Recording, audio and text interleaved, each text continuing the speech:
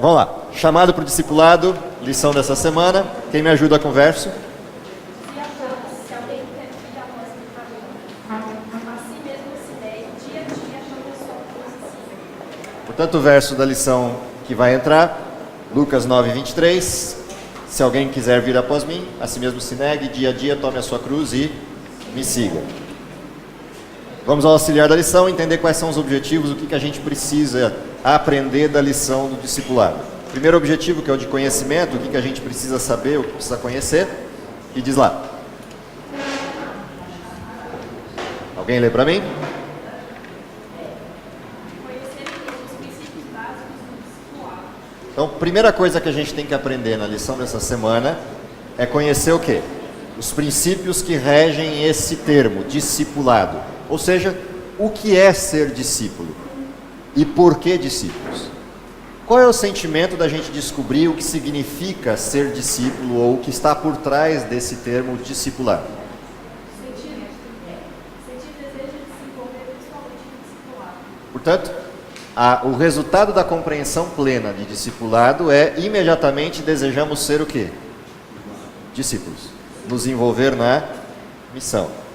Qual é a prática? Ser um discípulo responsivo e responsável. Ou seja, ser um discípulo que guarda em si essa característica de responder ativamente aos pedidos de Deus e às ordens de Deus, e ser um discípulo responsável na execução da missão. Ou seja, eu não só respondo afirmativamente a Deus, mas diligentemente me engajo, me imbuo, entro na missão. Bom, beleza, entendido isso, vamos entender o que é discípulo. E aí tem algumas coisas bastante curiosas que a gente vai olhar para a lição dessa semana. A primeira coisa curiosa da lição dessa semana é quem Jesus chama para discípulo e de que jeito ele faz isso. Jesus aparece em cena a partir do batismo e o primeiro grupo de pessoas que Jesus recebe para o discipulado não é dele, é de quem? De João. E João diz para os seus próprios discípulos, sigam-no. Ele é aquele de quem eu falava, portanto, é a ele que vocês vão seguir a partir de agora, me esqueçam. Em outras palavras, é isso que João está dizendo. Sigam Jesus. Eu vou continuar aqui falando no deserto para outros que ainda não conhecem, mas vocês que já conhecem, já sabem quem tem que seguir. Então vão atrás dele. E a partir daí começa a se juntar um grupo de pessoas que o tempo inteiro caminha atrás de Jesus. Que caminha não como aqueles que iam para buscar um milagre ou iam para escutar Jesus pregar. Caminham no sentido de terem se disposto, enquanto pessoa, enquanto condição de vida, a viver integralmente ligados a Jesus. Portanto, caminham com ele o tempo todo. E isso é uma coisa interessante no início do ministério de Jesus. Conforme esse grupo foi se consolidando, foi se estabelecendo e um grupo considerável de pessoas seguia Jesus, Jesus começa um processo de identificação de pessoas dentro desse grupo maior de pessoas.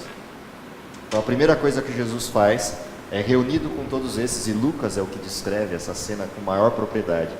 O que Jesus faz? Ele, desses todos os discípulos que estão ali seguindo Jesus constantemente, ele chama para mais perto 12 deles. E isso nos traz à cena algo diferente do que a gente via nos outros evangelhos. Porque nos outros evangelhos, a impressão que dá é que Jesus foi chamando um discípulo, depois o segundo, depois o terceiro, até chegar nos 12. Mas na realidade, a eleição dos 12 se dá num momento de reunião. Jesus foi chamando discípulos, isso é fato. Quando encontrou Mateus lá na coletoria de impostos, chamou Mateus. Quando encontrou Simão e o irmão, chamou os dois. Mas chamou os dois dentro desse grande grupo. Mas há um momento em que Jesus para esse grande grupo e fala, agora desse grupo eu tiro 12. E esses 12 ele traz para mais perto dele. E esses 12 que ele traz para mais perto dele são os que vão ser responsáveis pela continuidade direta do ministério. São os apóstolos. E é curioso, desses 12, quem estava pronto para a missão? Ninguém. Portanto, aqui tem a primeira grande lição a respeito do processo. Antes de Jesus colocá-los na missão, Jesus traz para junto dele os discípulos. trazendo para junto deles discípulos e fazendo deles discípulos, Jesus vai capacitá-los na missão. Portanto, Jesus não chama pessoas prontas.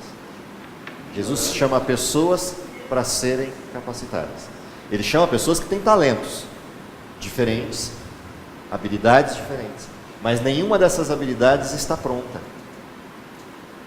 Jesus chama para capacitar. Portanto, ninguém pode dizer, eu não estou apto a desempenhar a missão. Ninguém tem a desculpa de dizer, eu não sou capaz. Porque ninguém é. Todos os que Jesus chama para capacitar. Portanto, se Jesus chama, eu não tenho sequer a possibilidade de dizer para ele, eu não sou capaz. Porque ele não me chamou porque eu sou capaz. Ele me chamou porque ele é capaz. E essa é a primeira coisa bonita do discipulado. Ele chama incapazes para capacitar. Ele chama pessoas despreparadas para preparar. Portanto, não tem desculpa para dizer não. O dizer não estou preparado não é uma desculpa factível ou tangível ao discípulo.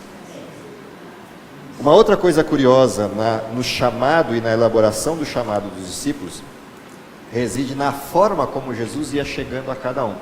E a lição traz à tona, em particular, os pescadores de Jonas. E na condição de como Jesus chama os pescadores, ele começa a testar esses sujeitos. Rudes, despreparados aos olhos humanos. E qual é a forma como Jesus chega para eles? Qual é a maneira como Jesus chega para eles? Jesus chega para eles depois de uma grande e frustrada pescaria. E Jesus, um sujeito que não tem a aparência de pescador, que pelo jeito não entende nada de pesca, chega para eles pela manhã, quase com um ar de zombaria na visão deles, não na de Cristo. E aí, como é que foi? Dá para imaginar Pedro e o que passa pela mente de um pescador rude, os nomes e palavras que passaram pela mente de Pedro na sequência da pergunta. Por algum motivo Pedro não responde assim, mas responde frustrado. Foi ruim. Mas tem um evangelista que coloca depois da ressurreição. Sim, aí é uma questão de ordenação da forma. Marcos faz isso, de ordenação da forma. Tá? Teve uma segunda vez em que Jesus passa pelo mesmo fenômeno de pescaria. Tá? Por isso você tem essas duas abordagens. Dentro desse contexto, o que você tem nessa fala de Jesus? Assim que ele apresenta a frustração, Jesus entrega para ele algo diferente. Qual é esse algo diferente? Qual é o convite de Jesus que está sendo preparado ali? Você se tornará pescador de homens. Quer mudar o peixe? Dá para imaginar a autoridade de Jesus, a forma de Jesus, que convence os sujeitos a abandonar tudo e seguir? Isso está por trás dessa. Jesus vai à essência do que está acontecendo com eles e se apresenta como o Redentor. Querem participar dessa redenção. Ou seja, ele chama sujeitos na pior das condições, no pior dos mundos, na pior da capacitação e fala, vamos mudar isso. Vamos mudar para algo melhor para ser pescado. Como ser humano, 30 anos é um garoto. Essa que é interessante. Sim. Convencer outros. Principalmente se eu entender que Pedro provavelmente era mais velho que Jesus. Se eu entender que Pedro era mais velho que Jesus. 30 anos são as duas ali, ó. Garoto. Nem como diria o Nelson, nem saiu da fralda, hein? Ainda é um nenezão. Ainda é um nenezão. Bom, na continuidade disso, aparecem duas coisas curiosas na lição, que é de novo aquela coisa de Jesus brincar, assim como Deus parece brincar ao longo de toda a história humana com os números. Quantos são os discípulos chamados para bem perto? Quantos são os discípulos colocados na missão? 70. 11. 70. Ao colocar 70 na missão, lembra? Jesus chama 12 para bem perto, reúne de todos aqueles que estão juntos 70 e esses 70 ele manda para a missão.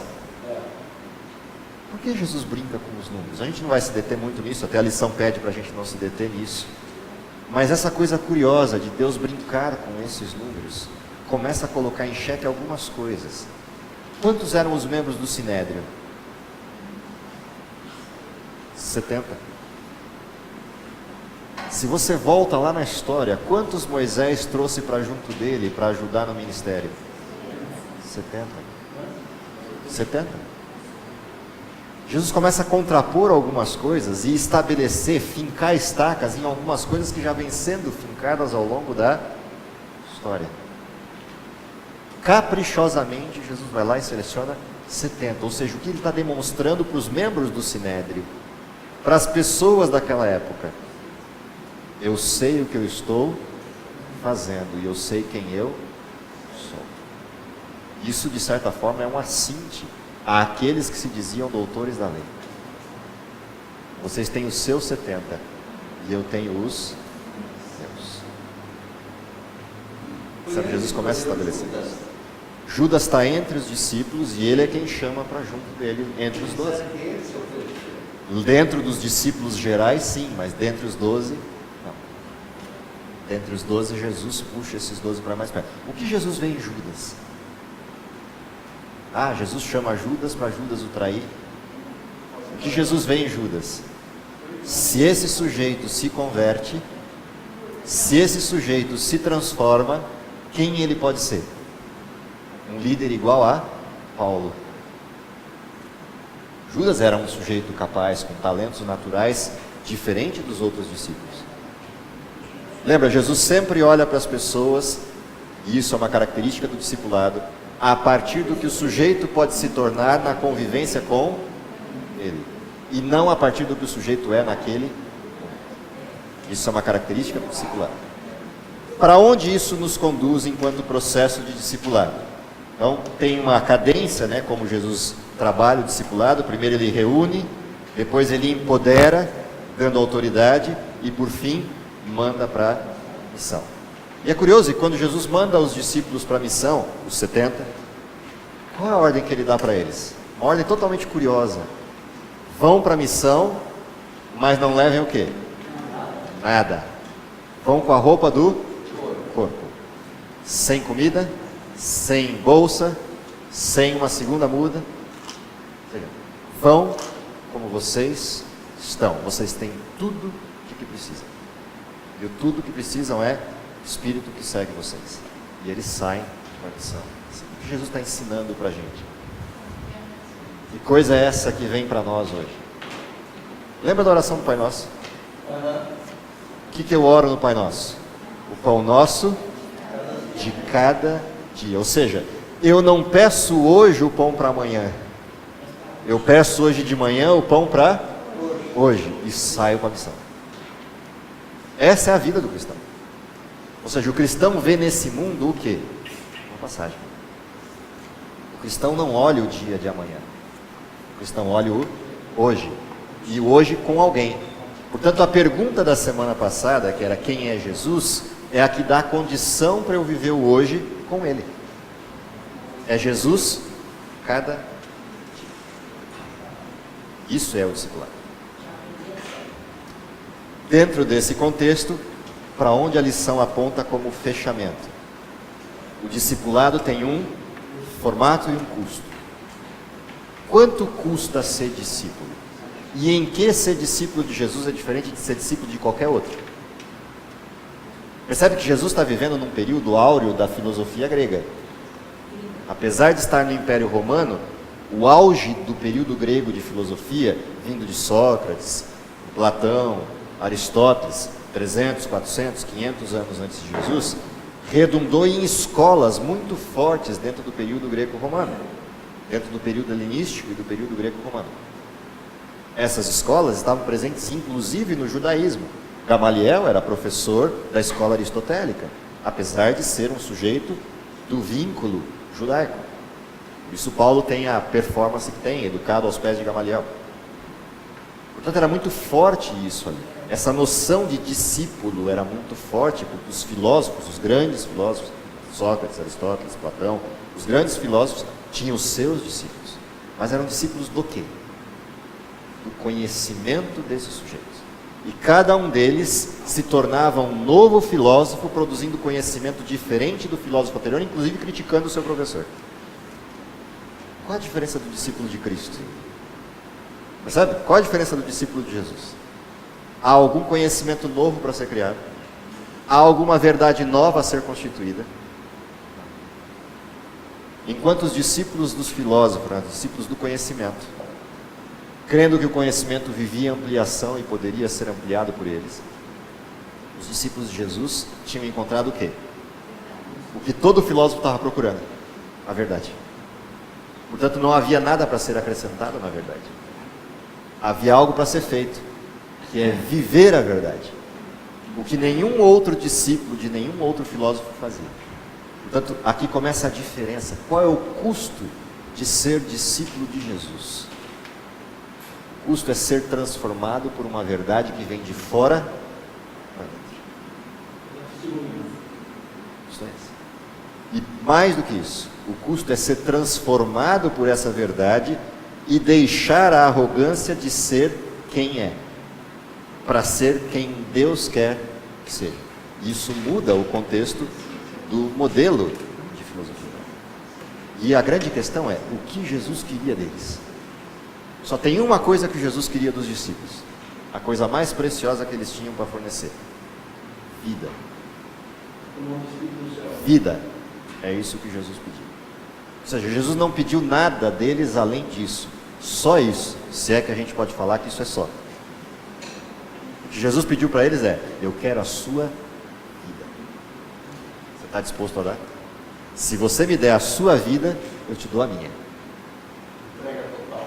Se você me dá a sua vida, eu te dou a minha. A sua vida é terrena, é temporal, é mortal. A minha vida é eterna. Me dá a sua, eu te dou a... Esse é o custo de ser discípulo.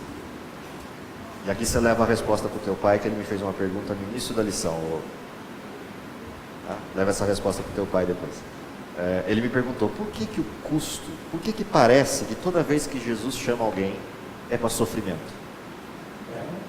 Essa é uma forma de olhar, que é a forma quando você lê o texto. O que Jesus pediu para os discípulos? Me dá essa vida. Ou seja, esteja disposto a viver no mundo pelo meu paradigma. E isso vai trazer para vocês aflições. Por quê? Porque o mundo vive em outra direção. Vocês vão viver na contramão do mundo. E andar na contramão da maré é sofrer. Agora, me entrega essa vida de sofrimento, que eu te entrego a minha. Por que aparentemente, toda vez que a gente vem para o lado de Deus, parece que o mundo cai sobre nós? Porque o mundo cai mesmo. O mundo não quer a luz. O mundo não quer salvação, o mundo não quer a perenidade, o mundo quer tranquilidade, quer autossuficiência, quer viver dentro do contexto que sempre viveu. Portanto, qual é o pedido de Cristo? Primeiro pedido de Jesus para ser discípulo: negue-se a si mesmo. Por quê? Você é pecador, então nega isso. Jesus não está pedindo para eu negar minha identidade. Isso não tem a ver com psicologia, isso tem a ver com condição de pecado. Ou seja, negue quem você é. Negue isso que Satanás fez com você. E aceite quem eu quero que você seja. Ou seja, volta a ser gente outra vez. Isso é negar-se a si mesmo. Qual é a sequência de negar a si mesmo? Ao momento que eu neguei a mim mesmo, imediatamente o que vem para minhas costas? A cruz. Toma a cruz. O que é tomar a cruz? É uma vida masoquista? Não. É que negar quem o pecado me tornou vai doer. É um processo de recuperação. Vai doer. Vai provocar dor. Assim como qualquer recuperação provoca. O sujeito está viciado, ao voltar do vício, vai passar pelo quê? Por uma crise contínua de abstinência. Essa é a cruz. O pecado criou vícios e ao eu negar a mim mesmo, a crise de abstinência se instala e o conflito começa. Essa é a cruz. A cruz não é uma vida masoquista. A cruz é a percepção de que eu sou um viciado e de que eu preciso abandonar o vício. E isso dói. Essa é a cruz. Por quanto tempo a cruz tem que ser tomada? E quando a cruz tem que ser tomada? Lucas é explícito nisso. A cruz não se toma uma vez, a cruz se toma todo santo dia. Todo dia eu acordo e eu olho para duas estruturas: o Deus que me salvou e a cruz que eu vou carregar. E é um dia por vez. Não dá para viver o dia de amanhã, e eu não devo viver o dia de ontem. O ontem acabou e eu já deixei a cruz de lado e dormi. Hoje eu me levanto renovadas as forças para aguentar a cruz por mais um dia. Isso é fantástico que você levantou, Edilei, porque isso mostra o tamanho da graça de Deus. Ou seja, Ele não põe um peso maior do que aquele que eu posso carregar, e não por mais tempo do que eu dou conta de carregar. E pior, sabe o que Ele pede para eu fazer com essa cruz? Não é para eu carregar. O mais curioso é isso. Ele diz: toma a sua cruz e traz para onde? Traz para os meus pés. Ou seja, não é para você carregar a cruz, é para você reconhecer que ela está lá, põe nas costas, sente o peso e percebe que é pesada, e agora faz uma coisa: põe no meu pé e segue por mais um dia. Entenderam ou não? Isso é o inverso do modelo medieval. O modelo medieval pede para eu fazer o quê? Toma a cruz e carrega sozinho, infeliz. Isso é o modelo medieval. Qual é o modelo de Cristo? Toma a cruz, aí você vai perceber que é pesada. Faz o que com ela? Traz para mim e pega o meu fardo, que é suave, que é leve. Esse você dá conta de levar. Isso eu tenho que fazer todo dia. Todo santo dia. Toda hora que eu me desligo disso, a cruz volta para minhas costas e ela volta pesada. Toda hora que eu lembro que essa cruz não é minha, eu vou de volta e ponho no pé de Cristo e pego dele o que é leve, e o dia fica leve outra vez. Portanto, por que a Bíblia nos aconselha a não viver ansiosos com o dia de amanhã? Porque tudo que eu tenho é o hoje. E por que ela diz que eu posso viver de maneira leve? Porque o hoje é leve, se eu deixar a cruz nos pés de Jesus. Isso é o discipulado. Portanto, ele termina nessa proposta: vem e me segue. Toma de mim aquilo que é suave e aí dá conta de seguir. Seguir para quê? E com isso eu termino a lição. Para que Jesus nos convida? Então, uma frase fantástica disso é: todo verdadeiro discípulo nasce no reino de Deus como missionário. Então, para que Jesus me chamou para segui-lo? Para ser missionário. Então, o que é discipulado? É eu trazer alguém para perto, para esse alguém que veio para perto perceber o quanto é gostoso partilhar a missão. E aí, imediatamente após trazer para perto, sabe o que acontece com aquele que de fato está convertido? Com aquele que de fato aceitou o discipulado? Simples. Ele aceitou o discipulado, e imediatamente ele se tornou um missionário. Ele não aceita a ideia de pegar essa verdade e ir sozinho. Ele imediatamente após aceitar a verdade, ele já começa a trazer outros para a verdade. Então, você quer medir o termômetro da conversão de alguém? É facinho, facinho. Esse termômetro é muito simples de medir. Olha a missão. Se o sujeito aceitou Cristo e está convertido plenamente, no momento seguinte a essa conversão, ele está partilhando a verdade. Ontem eu estava no supermercado, vou terminar com isso. No supermercado, ela andando na frente e eu empurrando o carrinho, serviço de marido. Tá? E serviço de marido é empurrar o carrinho na velocidade da mulher, portanto nunca vai alcançar. Tá? Nunca vai estar no lugar certo, na hora certa, não adianta tentar. Tá? Você sempre vai estar desligado com outra coisa. Então não adianta tentar, mas esse é o serviço do marido. E aí eu estava lá, tocou o telefone. Tocou o telefone, era uma garota, com quem eu estou estudando a Bíblia com ela e com a família toda quinta-noite. Ela estava no escritório jurídico em Campinas. Ela trabalha junto com um monte de advogados. E aí me ligou. E ao me ligar, falou: ó, o pessoal está me bombardeando de perguntas aqui, porque ela resolveu levar a Bíblia para o escritório e na hora do almoço ela pega a Bíblia e vai ler. Bom, não deu outra. As pessoas começaram a perguntar, começaram a fazer, e aí virou um monte de questões. Ela me ligou, estava no supermercado, me ligou e falou: ó, e o que eu faço? O pessoal está me bombardeando de perguntas, eu não sei o que responder. Ok.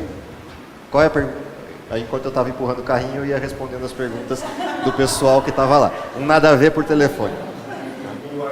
Tá? Nada a ver por telefone. Bem esse esquema. E aí daqui a pouco ela falou: não dá para ficar aqui eu ficando transmitindo. Posso pôr no Viva Voz? Eu falei: põe no Viva Voz, aí manda as perguntas. Resultado, eles pediram quinta-feira que vem, na hora do almoço, antes de eu ir para um trabalho que eu tenho à tarde em Campinas, eu vou passar lá para fazer um nada a ver com eles no escritório. Todo verdadeiro discípulo nasce no reino de Deus como missionário. Isso é só um de outros e muitos exemplos. Quer medir o termômetro da sua conversão? E agora a pergunta vira para nós. Quer medir o termômetro da sua vida espiritual e da sua conversão? O termômetro é esse. Então leve esse termômetro para casa, tá? Aproveita o enfermeiro de plantão, leva esse termômetro para casa, põe debaixo do braço e vê como é que está. Se aparecer lá escrito missionário, está tudo certo. Se ele ficar lá embaixo dizendo discípulo, discípulo, discípulo, tem alguma coisa que não está certa aí. Se tiver lá só discípulo, tem alguma coisa errada aí. Se aparecer missionário, está tudo certo, o termômetro está em ordem. Deus nos abençoe para que a gente entenda o significado do discipulado e viva isso. Okay? Vamos orar.